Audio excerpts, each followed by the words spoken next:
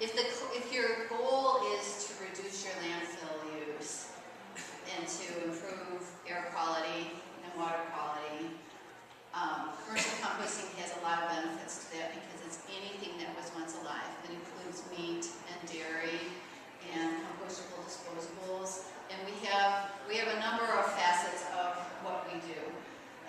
So we have the door-to-door food scrap collection for residents, and we also do that for restaurants. And we'll do it for a single person who usually we keep the bucket for 4 weeks, and a family of 4 or more will ask us to come weekly, or sometimes actually hits 2 buckets. And then we go into small restaurants where we have 32-gallon totes, which is a relatively small dolly cart, kind of like it's in your back, for your recycling. And that container, when it's full, is probably about 125 pounds of food scraps. And so in that situation too, we take the entire container, put it on our truck, and put down a clean, kitchen-ready tote every single time, so the restaurants don't have to deal with the containers. And I have found that most of my customers, that really keeps them going, that they don't have to deal with any of the mess of the composting, any of the yuck factor. We try to eliminate them. We also, for larger institutions like the Merchandise Mart and Food for Thought Catering, and we have a couple of other truckload customers where they fill up 20 of our 32-gallon totes, and we do what we call a one-stop and go in and empty out all of their food scraps. So that's kind of one end of what we do. The other thing that we do is we create zero waste events. So if you have an organization that's going to have a large event, if you really, it has a green focus, we help you buy compostable products, 100% paper plates, corn or potato or sugar, or there's so many different now, plant-based forks, cups, and we take that all the way. We're an in-kind sponsor of the event today. We're composting downstairs in the basement by where the food is. And so we've done green weddings and green fairs and very large green events and help people do very intimate green events. I think that in your house, the key to keeping the compost going is how you collect it on your countertop or whatever. Some people, I don't know, when I first started, I was okay with just having a bucket, a Tupperware or whatever. Sorry, I'm building a wall. Sorry, I didn't mean to. I take this container and I put paper inside of it. I end up getting some brown paper pretty regularly in my daily life, and I just create it so it goes inside. I don't have to buy it, which is one of the key things that I really like about it. It does absorb odor, and most of the compostable bags leak, so the fact that the paper leaks too, I don't really care about because I'm not paying for the thing. And then when I take it outside to tip it into the container that's going to get picked up, then it just falls out, because the paper just makes it go, and that's really nice. And then I just take it in the house and rinse it, and I'm ready to go again. Do you save that paper in there? Or is No, that... I put clean paper in there. Okay. Yeah, no, it goes.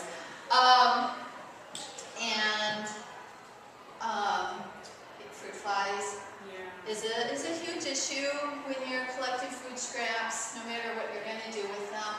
I find that layering paper on it, if you're a paper towel user with commercial composting, any food soiled paper can go into the compost bin, so you could put your paper towels in, create a layer, or you can just keep a stash of newspaper and a brown paper bag or whatever, and I started to compost for 35 West Wacker a while ago, and they have a big fish restaurant called Catch 35, and they were like, what about the fish smell? What about the fish smell? What are we going to do about the fish smell? And I was like, carbon is your friend. So, you know, you've got to layer the carbon. Also, the totes have a bag on it, so when they do fill it up, then we tie it up. They tie it off, and that keeps the odor inside too.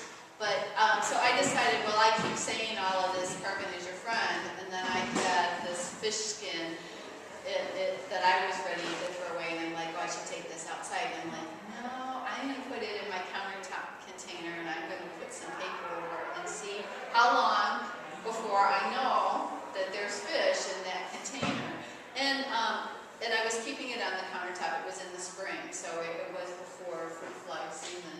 And it really works, you know. So if you're dealing with any kind of odor, you know, getting more paper on top, whether it's your permaculture bin or if you're taking it to your yard, you know, the paper is super helpful. So we are a resource for all different kinds of composting, but we definitely, you know, we would love to take from you anything that you can't put in your yard or aren't feeding to your worms, and we would love for you to shout out to your neighborhood restaurants and the places that you go to tell them about what the, you know, what green options they have. Areas you serve. So we go all the way up the North Shore to Highland Park, and we go all the way down in Chicago to the South Loop. And we're mostly east, of Waukegan Road or 94 until you get down close to the city, and then we're in Jefferson Park and Logan Square and stuff. So then there's some neighborhoods that we've moved into. And it expands. We do go out to Rosemont. We service U.S. Foods out there, and we go to Morton Grove for catering by Michael. So it depends on your volume, you know, and if it's worth our while. So you've never gone any further south than the Southwest? What? You've never gone any further south than the Southwest, you said? Well, I'd love to counter Cook County.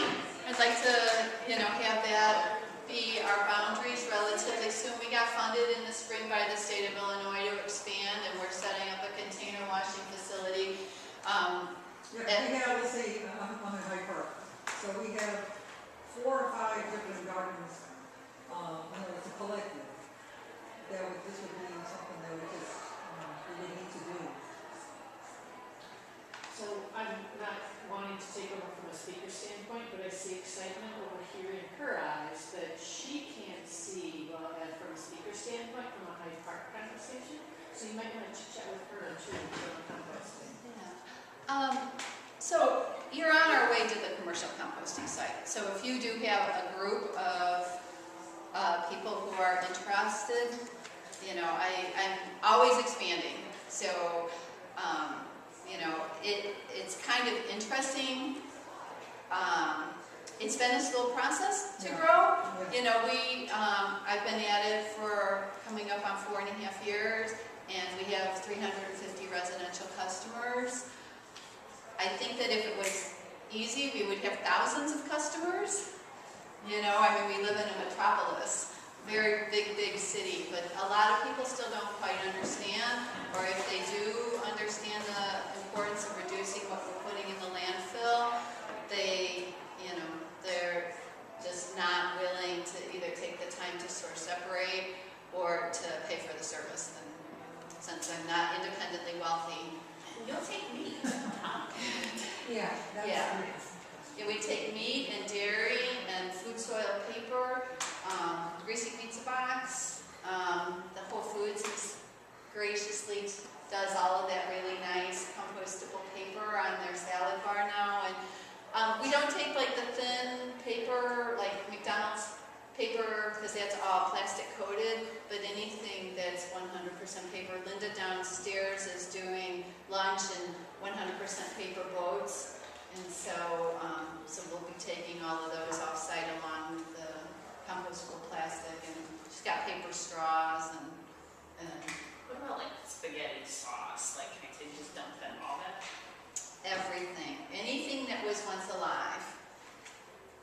go into the commercial composting site. How is it that you can do meat? Because that's the one thing I remember from composting, no meat Well, products. okay, so you're talking about in a yard or in a garden, and the pile is relatively small, and it's only going to reach a certain temperature inside of that pile.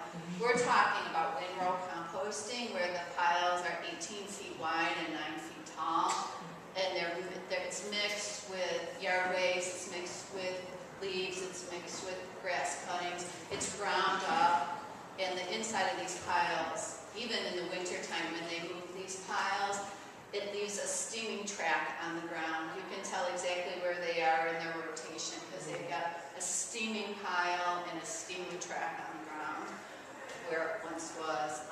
So the heat alone, but if you think about it in nature, where does the deer go when it dies in the woods? It decomposes. I mean, somebody eats it, whether it's, maggots, worms. Do you have a lot, your client composition, is it mostly, restaurants and retail? The volume stores comes versus- from the restaurants. We have more residential customers than we You do do. restaurants. You do have more residential customers. We Are they do. generally large buildings or small? We really do it all. We do single-family homes where they don't have the space to do it, but they want to reduce the landfill use. So we do from them. We service Sono East, which is a multi-unit building, and so everybody in that building who wants to contribute, they have buckets in their trash room, and so they do it that way. We have smaller condo buildings where they have a 32-gallon tote like the restaurants, and it's in their backyard and everybody fills into it. We really want to create a system that works wherever you want to compost. So I'm paying you to take away my compostable items. What do I get? Do I get compost in return? Well, eventually, but not currently. So we really only have one commercial composting site. There are actually two. One of them is with Growing Power, and they have a finished product that you can buy. But because we do meat and dairy, we can really only haul to Harborview at 122nd and Stony Island, and they take grass clippings from everywhere, and they're chemically treated, and so their finished product is really geared towards landscaping. So it's not been something that I've been bringing back to my customers because I wouldn't really recommend it for gardening. The other thing is my truck is really dirty. So for me to go down to Harborview and to get finished product means we have to, power wash the inside of the truck, and it's not like we can go down there, drop off food scraps and pick up compost and come back. So it would be an expense. It would be another cost of the service because I really charge what it costs us to take it down to Harborview. So it's really the mission is to get as much into to be composted. And we're moving 12 to 15 tons a week now. So we've made a lot of headway. We hit our 500-ton milestone at the end of 2013, and we'll probably do another 500 tons this year. What happens with your compost after it's ready to be? It's owned by Waste Management at Harborview. It's their Harborview site. So it's mostly for landscaping. So they sell it to landscapers. The Illinois Department of Transportation uses it, and it's sold to Scott's Lawn Care and mixed in with their seeds and weed prevention. Compost of any sort on your lawn or in your bushes or anywhere